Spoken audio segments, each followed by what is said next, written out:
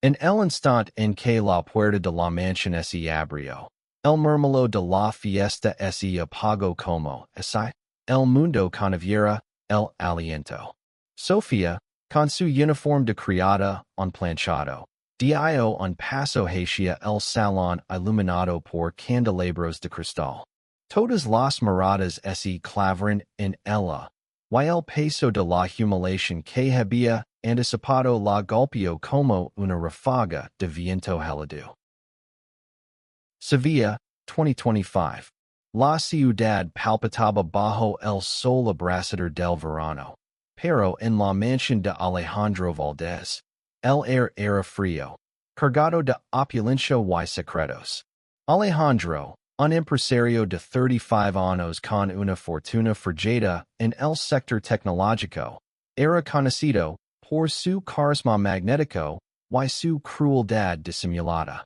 Había invitado a Sofía, su joven criada de 25 años, a la gala benéfica de su fundación no por bondad, sino por un juego retorcido.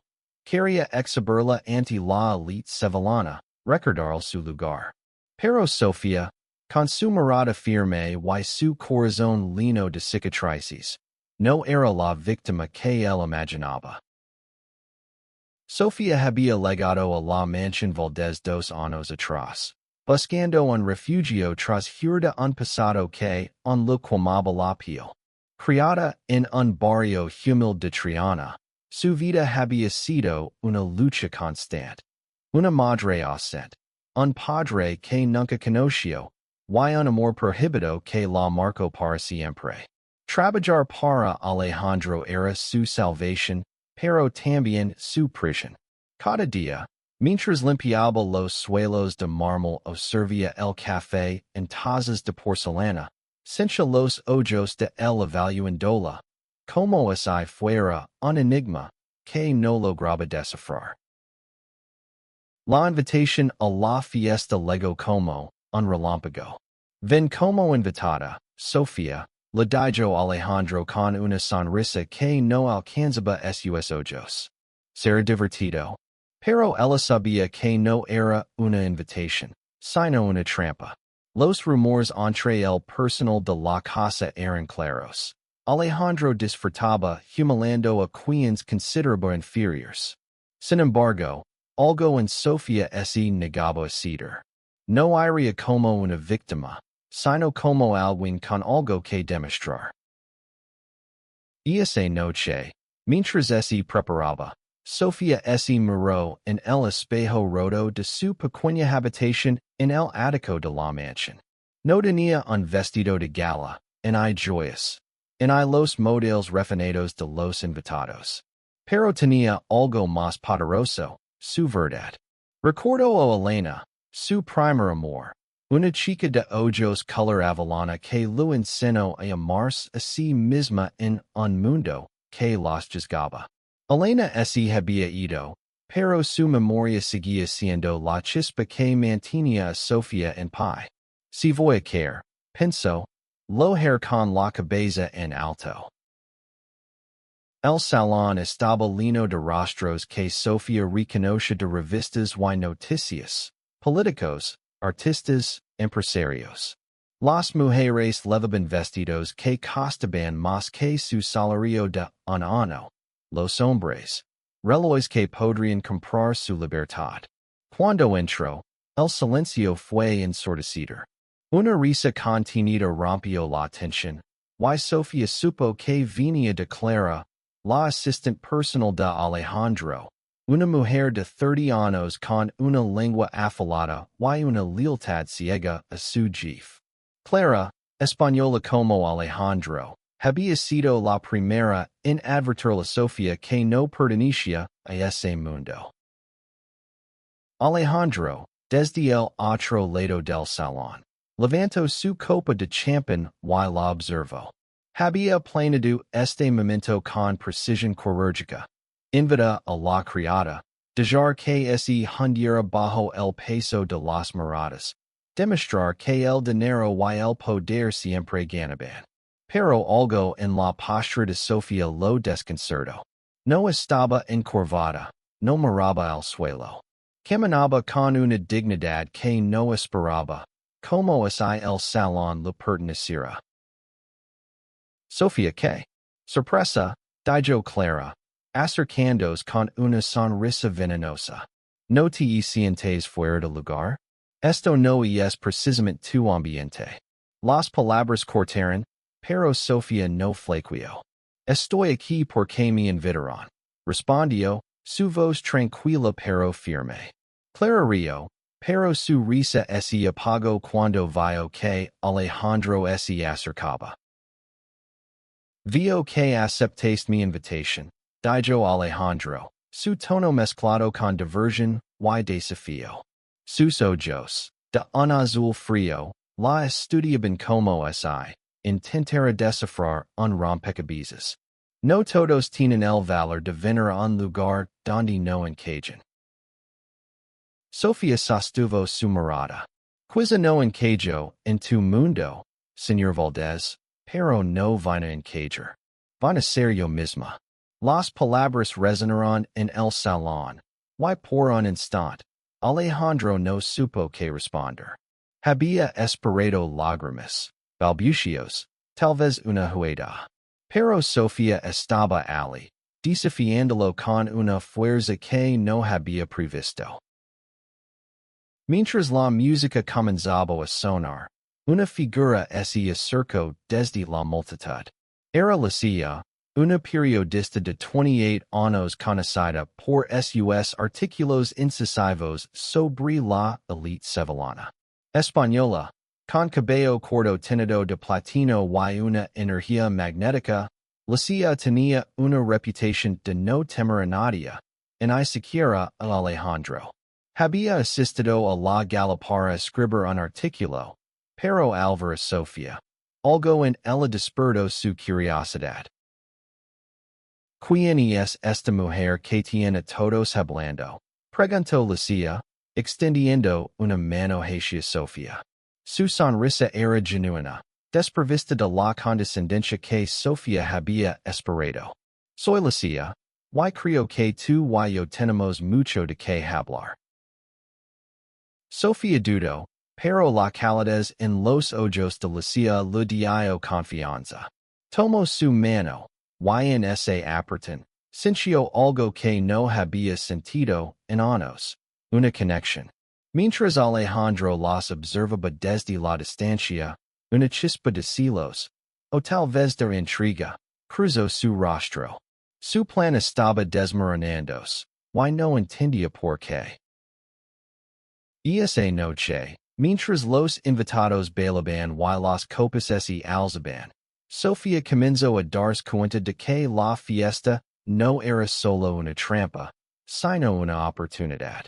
No sabía que su presencia desencadenaría una serie de eventos que cambiarían no solo su vida, sino también la de Alejandro. Lucia y todos los que creen conocer el juego del poder, y el amor en Sevilla.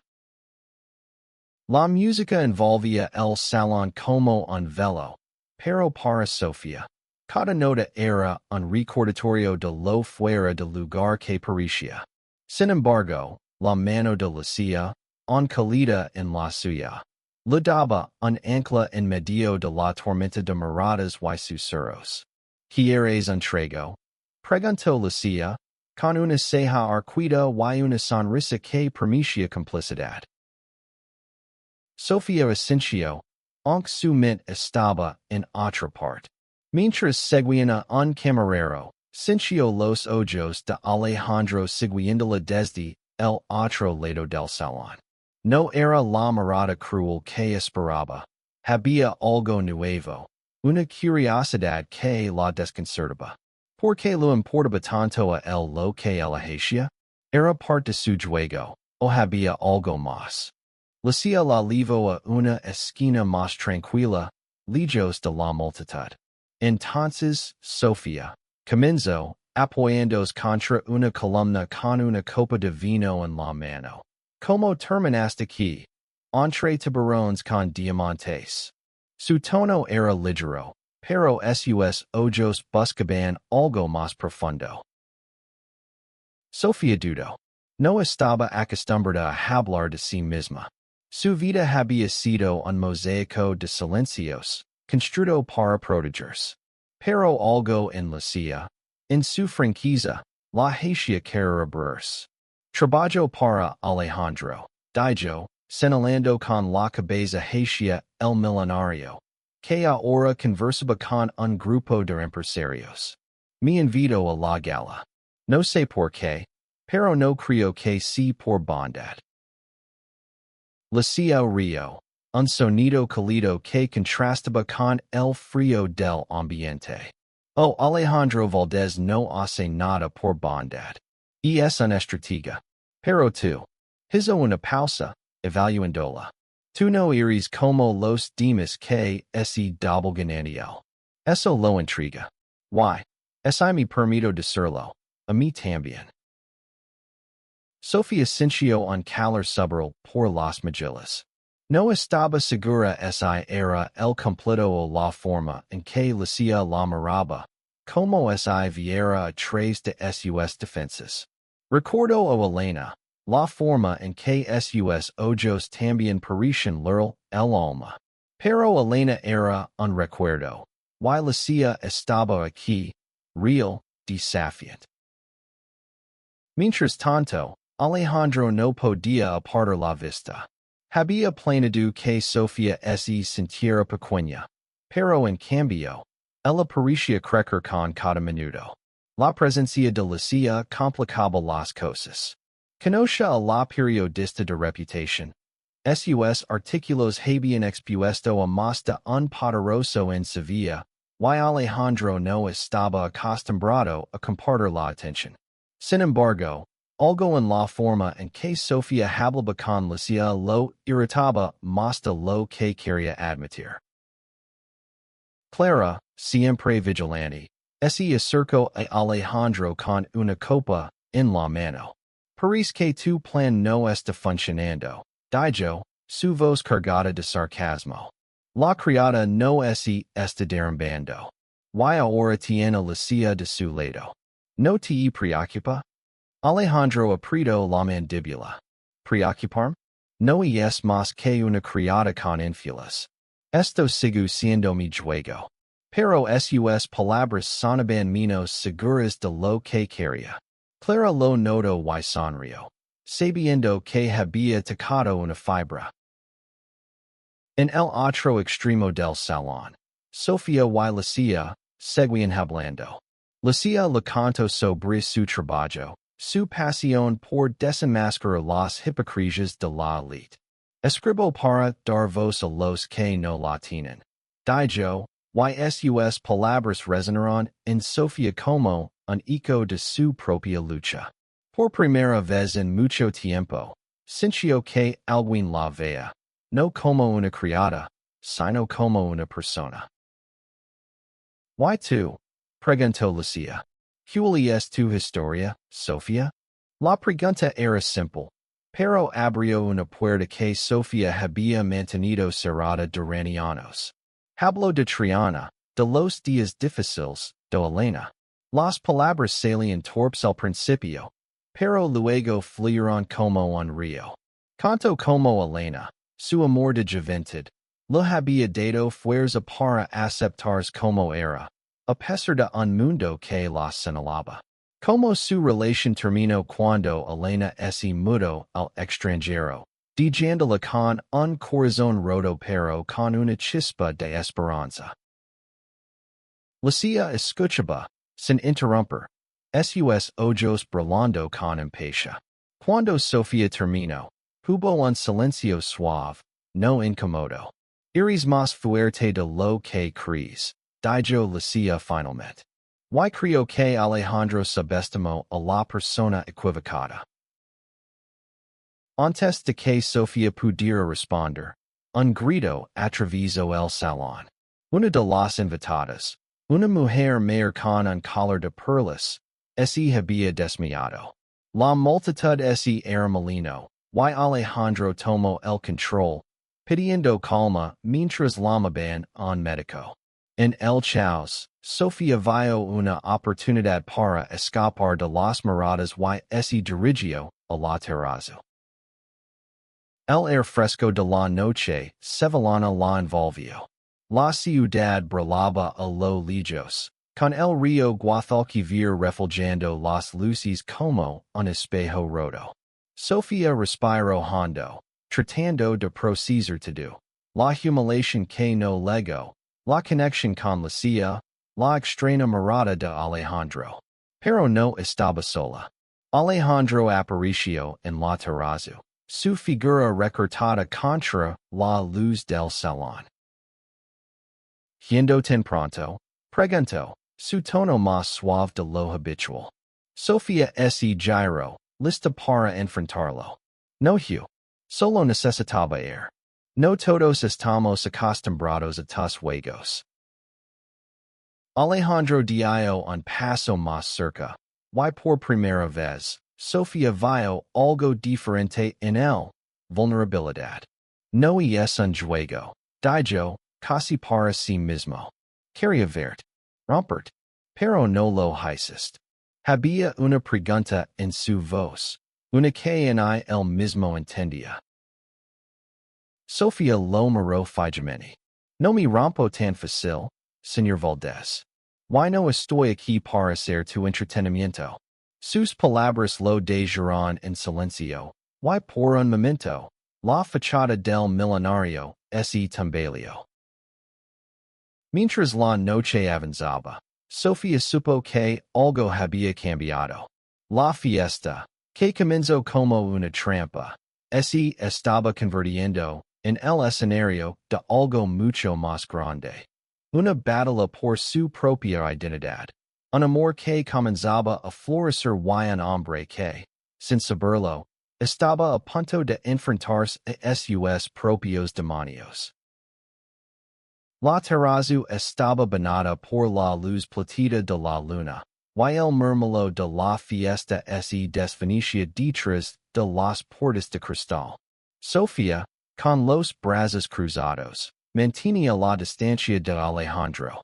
Su presencia la ponía nerviosa, no por miedo, sino por la intensidad de su mirada. Había algo en el que no encajaba con el hombre cruel que todos describían. ¿Por qué lo haces? Preguntó Sofía, rompiendo el silencio. ¿Por qué invitarme? Ponerme en el centro de tu circo? ¿Qué ganas con esto? Su voz temblaba, no de debilidad, sino de una rabia contenida que había guardado durante demasiado tiempo. Alejandro se pasó una mano por el cabello, un gesto que parecía más humano de lo que Sofía esperaba. No lo sé, admitió, y su honestidad la sorprendió. Quería demostrar algo, o tal vez demostrarme algo a mí mismo, pero no esperaba. Se detuvo, buscando las palabras. No esperaba que fueras tan. Tú. Sofía frunció el seno, confundida. ¿Taño? ¿Qué significa eso? Pero antes de que Alejandro pudiera responder, Lucia apareció en la terraza, con una copa en la mano y una expresión que mezclaba curiosidad y cautela. Espero no interrumpir, dijo, aunque su tono sugería que no lo importaba demasiado si lo hacía. Alejandro se enderezó, recuperando su máscara de confianza. Lucia, siempre tan oportuna, dijo, con un dejo de sarcasmo. Pero Lucia no le prestó atención. Su mirada estaba fija en Sofía. ¿Todo bien? Preguntó, y su preocupación era genuina. Sofía asintió, aunque su mente era un torbellino.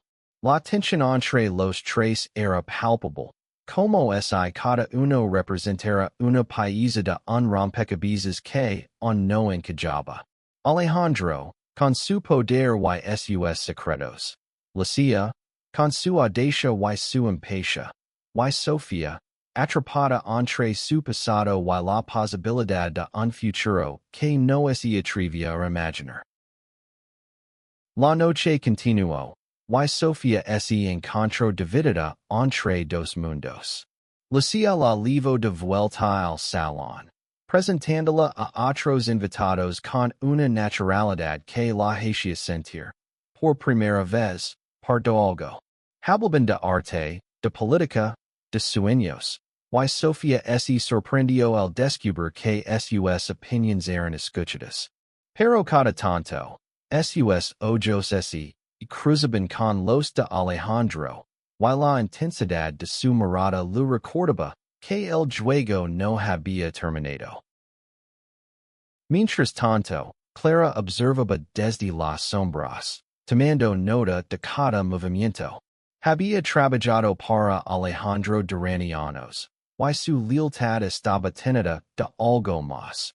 Una obsesión que ella misma no admitía.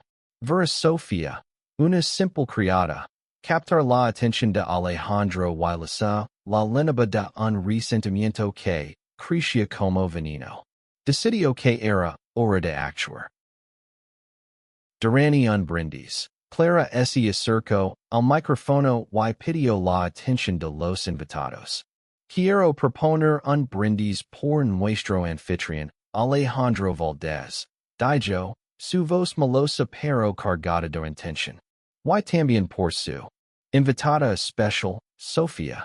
No todos los días una criada tiene el honor de estar entre nosotros, ¿verdad? Las risas contenidas llenaron el salón, y Sofía sintió el peso de todas las miradas sobre ella.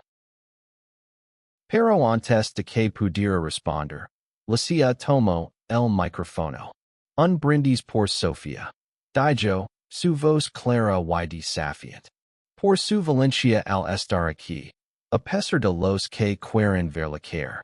Porque el verdadero honor no viene del dinero, sino del coraje. El silencio que siguió fue eléctrico, y los aplausos que estallaron sorprendieron a todos, incluso a Alejandro. Sofía sintió lágrimas pinchando los ojos, pero las contuvo. No digería que vieran su vulnerabilidad, no ahora. Miró a Lucía, agradecida, y luego a Alejandro, cuya expresión era indescifrable. Clara, por su parte, apretó los puños, su plan frustrado. Más tarde, mientras los invitados comenzaban a irse, Lucía llevó a Sofía a un rincón tranquilo. No dejes que te hagan sentir menos, le dijo, su mano rozando la de Sofía. Iris más de lo que ellos jamás entenderán. El roce fue breve, pero suficiente para encender algo en Sofía.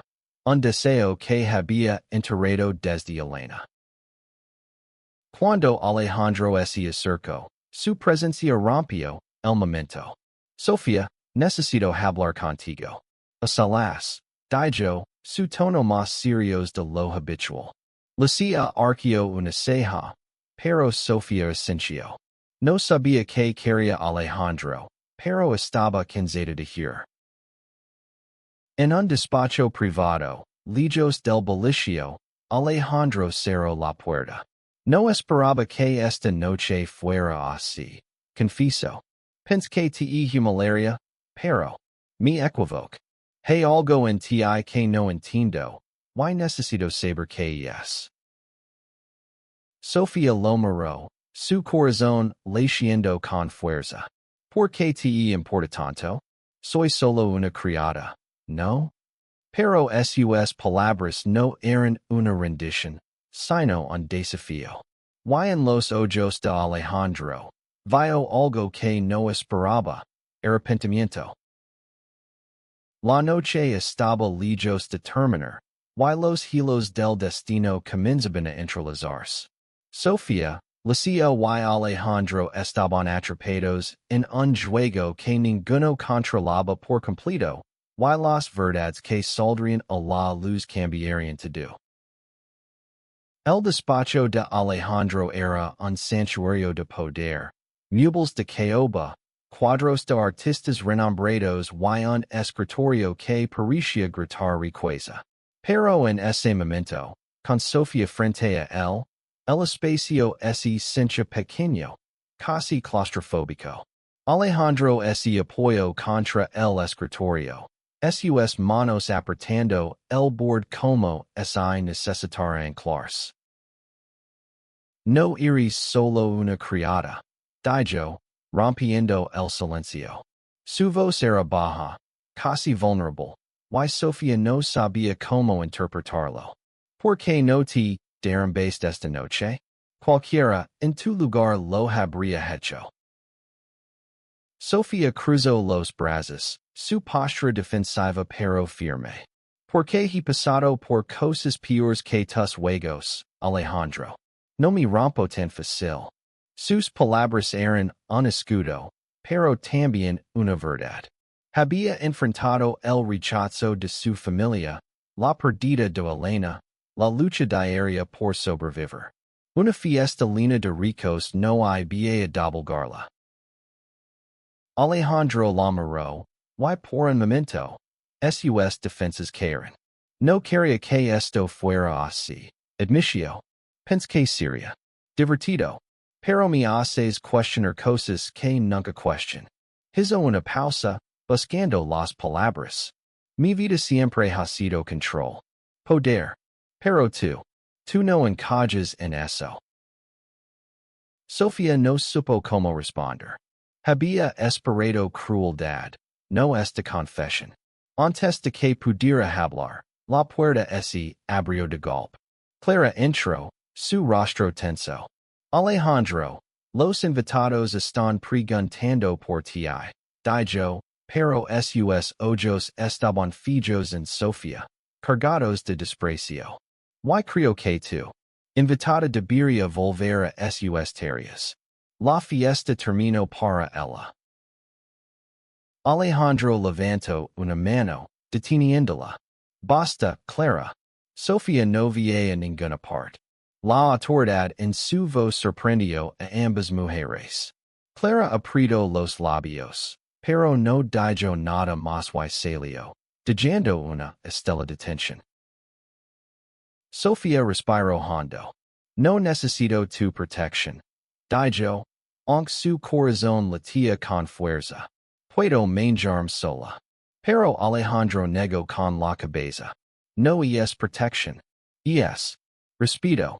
Algo que no estoy acostumbrado a dar. La conversación fue interrumpida por un golpe en la puerta. Lucía entró, su expresión mezcla de preocupación y determinación. Sofía, ¿estás bien? No me gusta cómo te están tratando. Su mirada se desvió hacia Alejandro, desafiante. ¿Y tú, Valdez?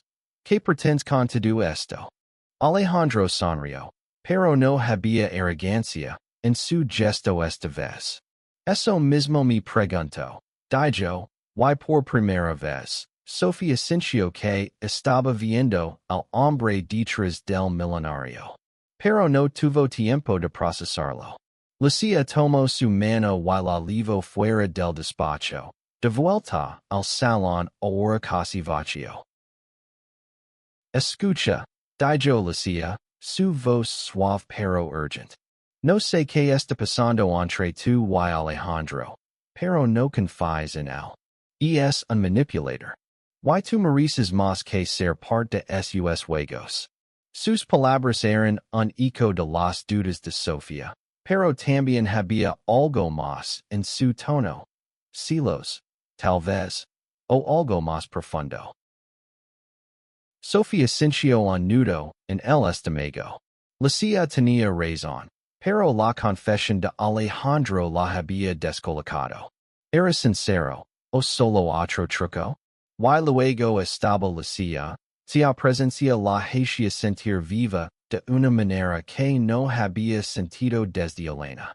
La noche se volvía más complicada con cada minuto. Los días siguientes fueron un torbellino. Sofía volvió a sus tareas en la mansión, pero algo había cambiado. Alejandro la trataba con una deferencia que no había mostrado antes, pidiendo opiniones sobre cosas triviales. observando la con una intensidad que la ponía nerviosa. Clara, por su parte, se volvió más hostil, dejando comentarios mordaces y tareas innecesariamente pesadas. Lucia, sin embargo, se convirtió en una constante. Enviaba mensajes, invitaba a Sofía a tomar café en pequeños bares de Triana, lejos de la opulencia de la mansión. Hablaban de todo, de la vida, de sueños, de las heridas que ambas llevaban. Sofía descubrió que Lucia también había enfrentado rechazo por su orientación, pero lo había canalizado, en su trabajo, en su lucha por la verdad. Una tarde, mientras caminaban por la orilla del Guadalquivir, Lucia se detuvo y miró a Sofía. Hay algo en ti que no puedo ignorar, confieso. No sé si es tu fuerza, tu historia, o simplemente tú. Pero me haces querer ser mejor. Sus palabras eran un susurro, y antes de que Sofía pudiera responder, Lucia se inclinó y la besó. El beso fue breve, pero intenso, como una chispa que enciende un incendio. Sofía se apartó, no por rechazo, sino por miedo. No sé si estoy lista, admitió, su voz temblando. Lucia sonrió, sin presionarla. No hay prisa, pero estar aquí. Esa noche, de vuelta en la mansión, Sofía no podía dormir. El beso de Lucia, las palabras de Alejandro, el peso de su propia vida. Todo se arremolinaba en su mente. Sabía que estaba en una encrucijada, y que las decisiones que tomara cambiarían todo. Pero también sabía que, por primera vez, tenía el poder de elegir su propio camino. Los días se volvieron una danza delicada entre la rutina y la revolución interna.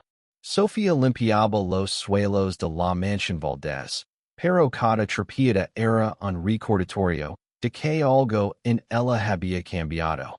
El beso de Lucia seguía quemando los labios, y las palabras de Alejandro resonaban en su mente como un eco persistente. Alejandro, por su parte, estaba desconcertado. Había construido su vida sobre el control, pero Sofía era una variable que no podía calcular. Cada interacción con ella lo hacía cuestionar no solo su plan original, sino a sí mismo. Una mañana, mientras Sofía servía el desayuno, él la detuvo. Sofía, siéntate un momento, dijo, señalando una silla frente a él. Ella dudó, pero obedeció, sintiendo el peso de la mirada de Clara desde la puerta. No estoy acostumbrado a pedir disculpas, comenzó Alejandro, su voz baja. Pero lo que hice en la fiesta fue cruel. No sé por qué lo hice, pero quiero que sepas que lo lamento. Sus ojos buscaban los de ella, y por un momento, Sofía vio al hombre detrás de la fachada. Alwin atrapado en su propia soledad. Sofía no respondió de inmediato. Las disculpas eran nuevas, pero no borraban la humiliación. Gracias por decirlo, dijo finalmente. Pero las palabras no cambian lo que sentiste al invitarme. ¿Por qué ahora? ¿Qué cambió? Alejandro suspiró. Tú cambiaste algo en mí. No lo entiendo todavía, pero quiero entenderlo. Su vulnerabilidad era desarmadora, pero Sofía no podía confiar plenamente. Había aprendido a proteger su corazón, y Alejandro seguía siendo un enigma. Mientras tanto, Clara estaba cada vez más inquieta. Había visto la forma en que Alejandro miraba a Sofía, y no lo toleraba. Decidió actuar.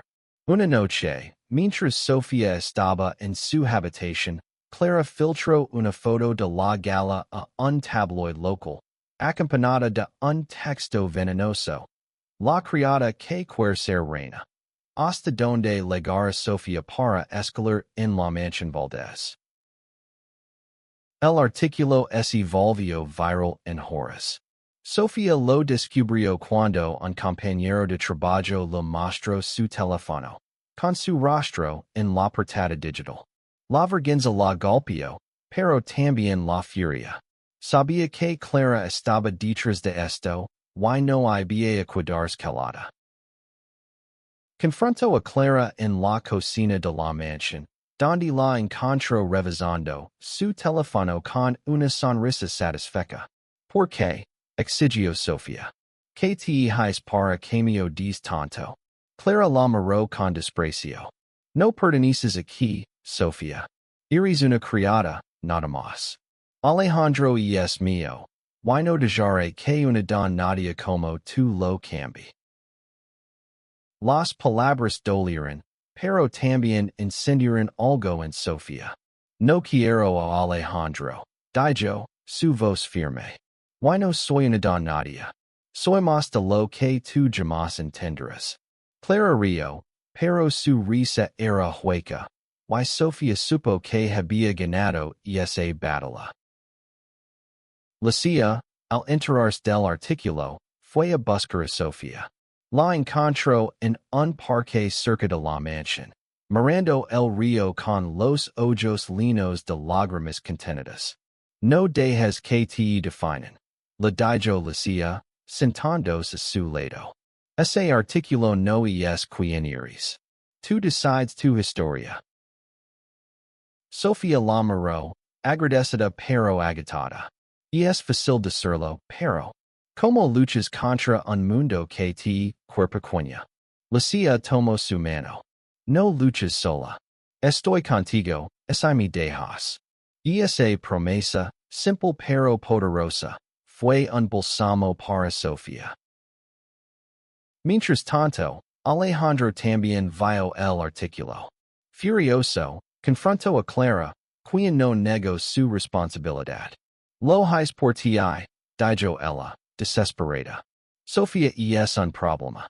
Te está cambiando, Alejandro, y no para mejor. Pero Alejandro no la escuchó.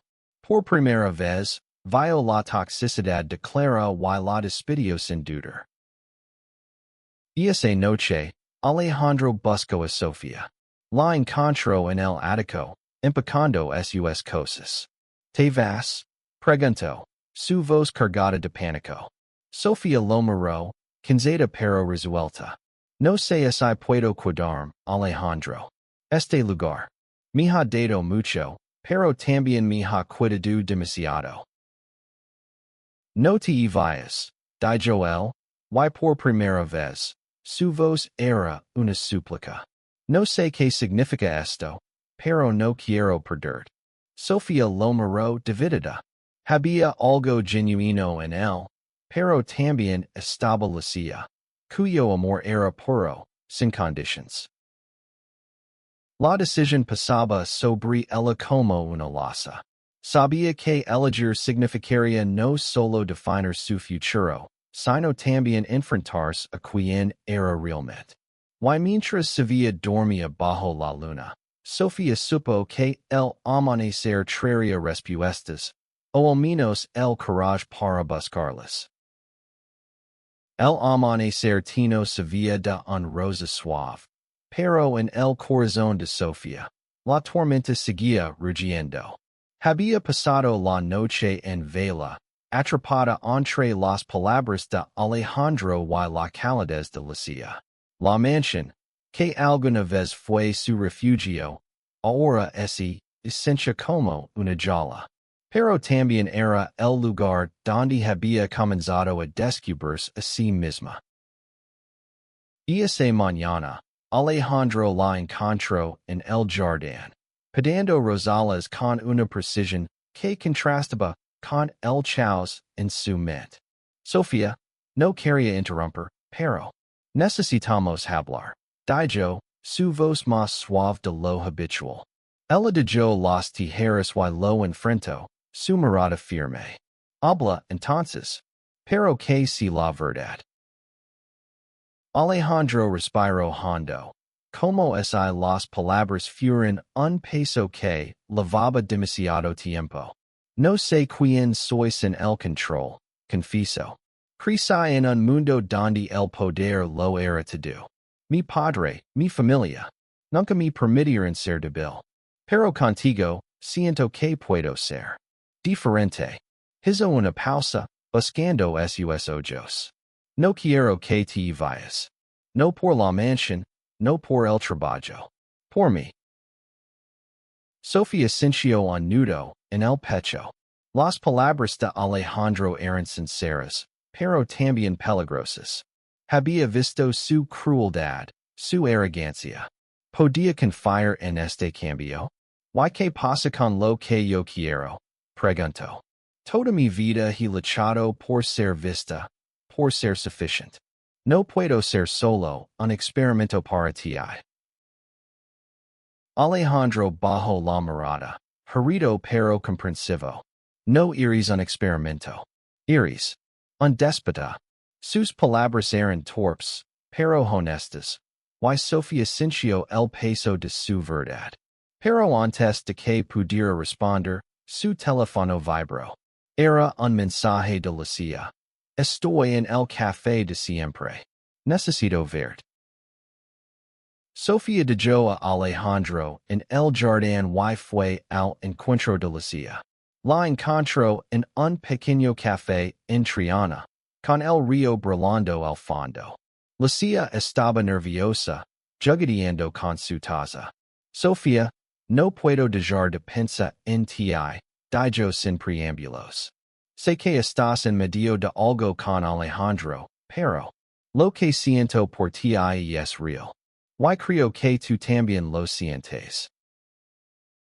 Sofía bajó la mirada, dividida. Lucia era luz, libertad, un amor que no pedía nada a cambio. Pero Alejandro era un desafío, una puerta a un mundo que la había rechazado pero que ahora parecía abrirse. No sé qué hacer, admitió. Tú me haces sentir viva, pero Alejandro. Él me hace cuestionarme todo. Lucia tomó su mano, su toque firme pero jaunty. No te pido que eliges ahora. Solo te pido que no te pierdas a ti misma en el preciso. Sus palabras eran un ancla, y Sofía sintió que, por primera vez, alguien la veía sin esperar nada a cambio. Los días siguientes fueron un torbellino de emociones. Sofía siguió trabajando en la mansión, pero cada interacción con Alejandro era un recordatorio de su conflicto interno. Él la trataba con un respeto que no había mostrado antes, pero también con una intensidad que la abrumaba. Lucia, por su parte, se mantenía cerca, enviando mensajes, invitándola a salir, dando espacio para sanar. Una noche, mientras Sofía limpiaba el comedor, encontró una carta en el escritorio de Alejandro. No estaba sellada, y la curiosidad la venció. Era una carta escrita a mano, algo raro en un hombre que vivía rodeado de tecnología. Sofía, comenzaba. No sé cómo decir esto sin sonar como un idiota. Pero desde la noche de la fiesta, no puedo dejar de pensar en ti. No es solo que me desafíes. Es que me haces querer ser mejor. Y eso me asusta. Sofía cerró la carta. Su corazón latiendo con fuerza. No sabía si era amor, compasión o algo más. Pero Alejandro estaba cambiando. Y ella era parte de ese cambio. Pero también estaba Lucia, cuyo amor era puro, sin complications. Esa noche, Sofía tomó una decisión.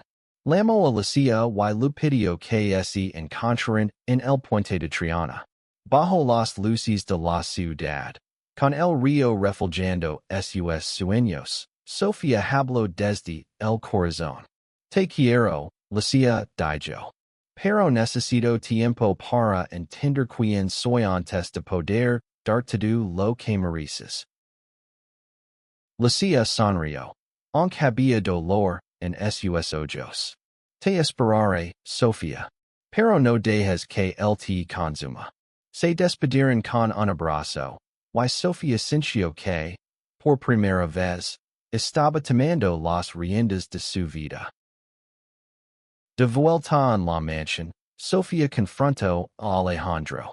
Le tu carta, admitió. Y necesito que sepas que no estoy lista para lo que quieres. No sé si alguna vez lo estar. Pero gracias por mostrarme que puedo ser más de lo que creía. Alejandro asintió, aceptando su verdad. Si alguna vez cambias de opinión, estar aquí, dijo. Y por primera vez, Sofía vio, en él no el millonario, sino al hombre. El verano sevillano dio paso al otoño, y con él, una calma que Sofía no había conocido antes. Había dejado la mansión Valdez, no por miedo, sino por libertad. Con el dinero ahorrado, alquiló un pequeño apartamento en Triana, cerca del río que tanto amaba. Era suyo, un espacio donde podía ser ella misma sin temer a ser juzgada. Alejandro respetó su decisión, aunque no sin dolor. Le ofreció una suma generosa como compensación por los años de trabajo, pero Sofía la rechazó.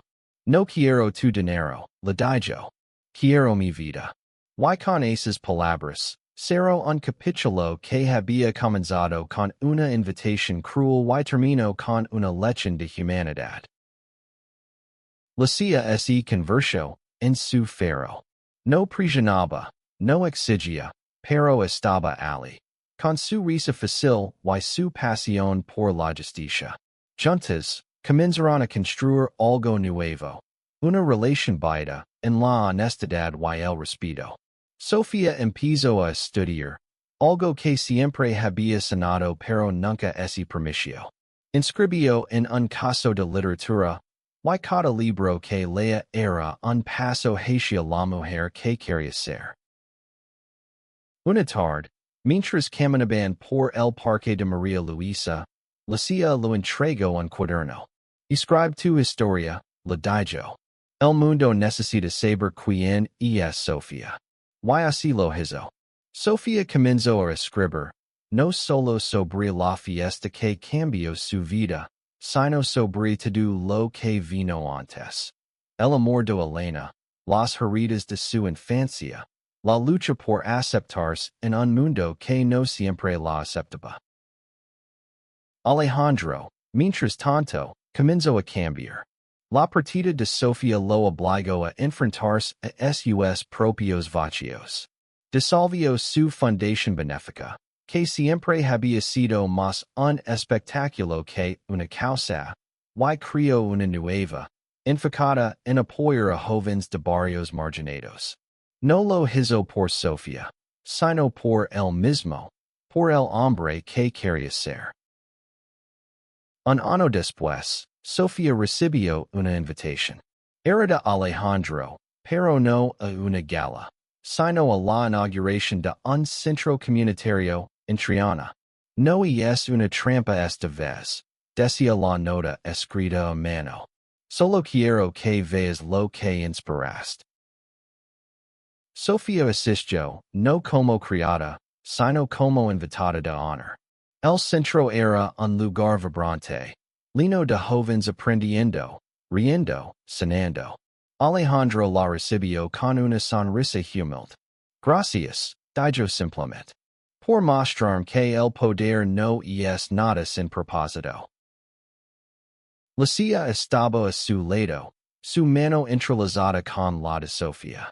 No había celos, solo orgullo. Juntas, vieron como el centro cobraba vida.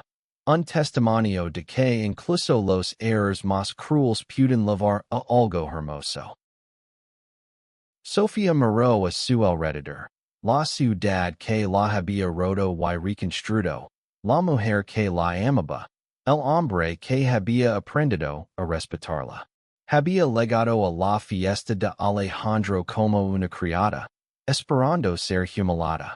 Pero ese fue como Sofía, una mujer que había encontrado su voz, su amor y su lugar en el mundo.